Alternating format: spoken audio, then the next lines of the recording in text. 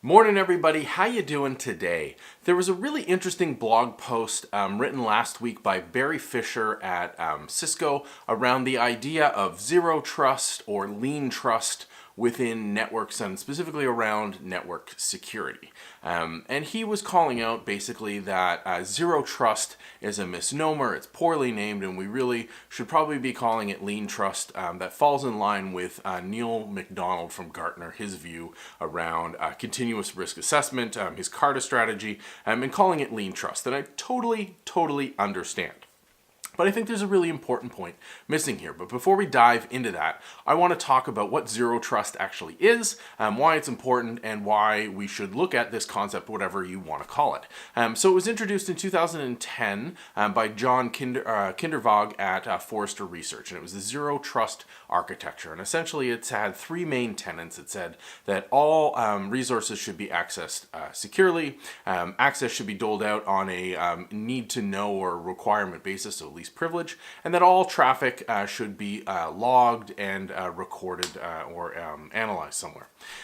So this gave you the ability to do some really interesting things. Essentially what it's talking about is sort of flattening the network conceptually so that you can use something like a segmentation gateway where all traffic comes in and then it's decided based on what it's trying to do, where it should be routed as opposed to whether or not we trust this traffic. Now, that's kind of hard for a lot of people to wrap their heads around. So I'll give you a more practical example. What came out around the same time, about a year later it was formalized, was Google started talking about this idea of Beyond Corp, or at least what became Beyond Corp. And they started off with basically coming out and saying, hey, we don't have a VPN. If people want to access our resources from home or remotely, they do that over the same way they do internally in the network.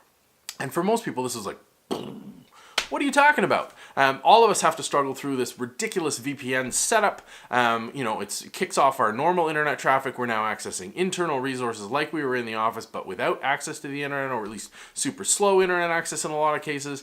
And you had to authenticate on your VPN to get access to internal resources. Well, Google said, wait a minute, we've done authentication and verification at such a good level, high enough up the stack, that we're not going to bother with this network level of security anymore. We've taken other ways to mitigate the risk. And that really hit home for a lot of people because that's a major pain point. The VPN access is a major pain point.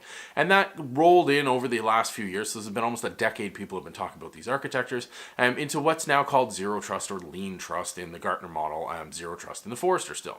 Now Barry's point from, Barry Fisher from Cisco, his point in his blog was a really good one. It's basically saying, hey, these are basically the same kind of concepts, but lean trust is a more accurate name because in the reality of it, you can't build a zero trust network. It's just not going to work. And I agree, but I also disagree. Because I think, this is a parallel to the naming debate we've seen in the serverless community in the cloud, where people say, well, there's tons of servers involved with serverless functions, with serverless architectures. And yes, there are, but the point is the name evokes something. It triggers something in a developer's mind saying, wait a minute, I don't have server resources to access. I am simply building functionality and it's being run by somebody else. And I think the exact same argument applies here. I think zero trust is a far better name because it's aspirational. You need to set the target really high if you're trying to change people's minds. So if most people are sort of here on the timeline and you want to get them to here, start talking about way down here.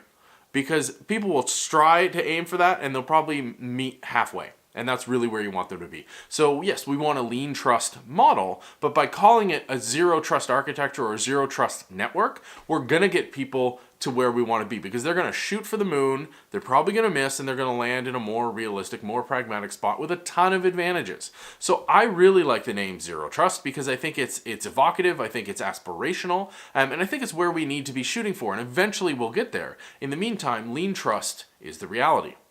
What do you think? Let me know. Hit me up online at MarkNCA for those of you in the vlogs, in the comments down below. As always, for podcast listeners and everybody else, by email me at markn.ca. I hope you're set up for a fantastic day. I look forward to talking about this model, about zero trust architecture, about naming in general with you. Like I said, hope you're set up for a fantastic day. I will see you online and I will see you on the next show.